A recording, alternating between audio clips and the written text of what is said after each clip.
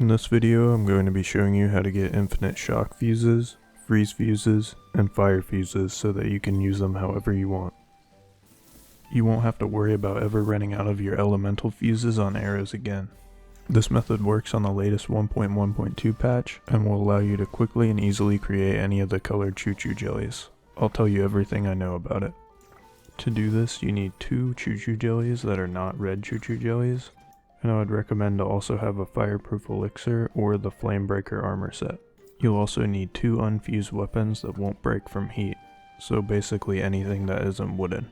Once you have this, drop 2 Chuchu Jellies that are not red Chuchu Jellies on the ground and fuse them to 2 different weapons. Then drop your weapons.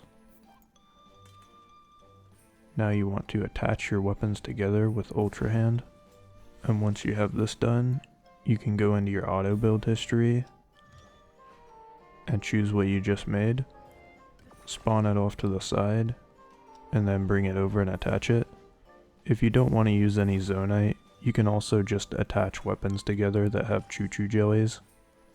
I'm going to choose to use auto build and spend Zonite though because it's faster for me. Once you spawn your copies, just attach them to the original attachment.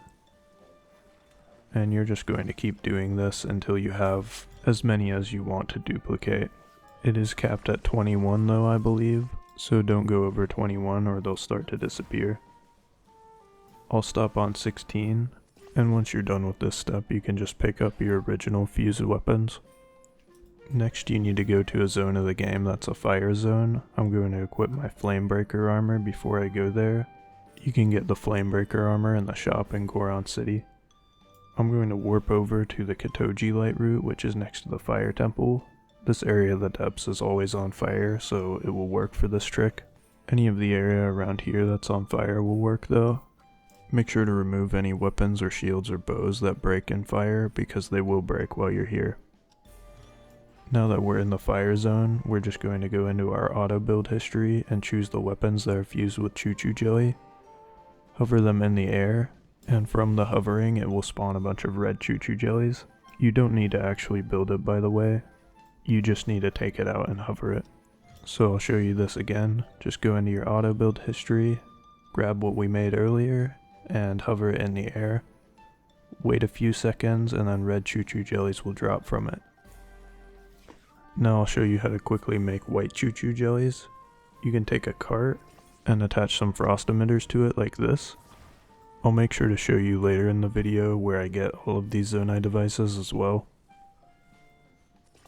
After you've made that, just turn it on and hover your Chuchu Jelly duplicator in the air above it.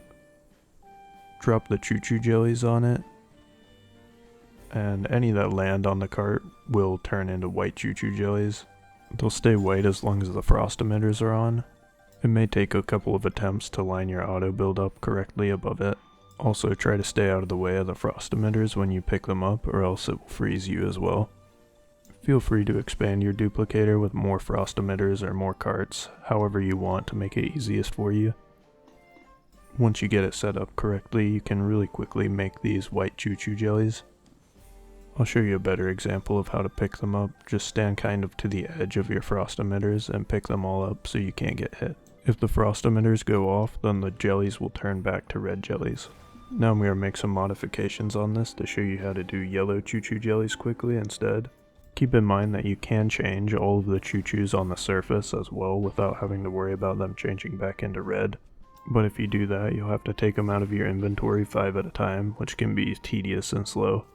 To turn them all into yellow Chuchu Jellies, I'm going to take out a shock emitter and a hydrant. Now I'll just place this hydrant around the end of the cart, and then I'm going to take the shock emitter and place it on the side of the hydrant like this. Now when I turn the device on, it will shock everything in the vicinity. Any of the Chuchu Jellies that are near this will turn into yellow Chuchu Jellies. It's kind of hard to get the range right to not get shocked with this one.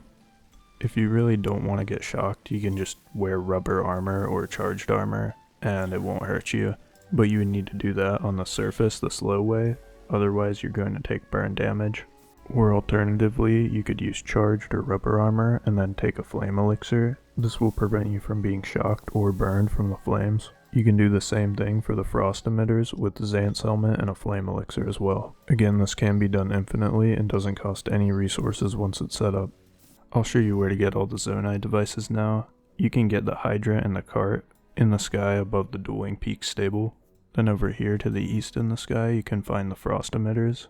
This is kind of close to the Mount Lanryu sky view tower. I think if you take this tower and fly to your east, then there will be some Zonai devices that are already pre-built you can use to fly over here. Then for the shock emitters, there's a Zonai dispenser up here that drops them. You can use the Typhlo Ruin sky view tower to get here. Credit to Priza Gaming channel for showing a video of this happening. I'll link their channel down in the description. That's it for this video. Make sure to like and subscribe for more content like this.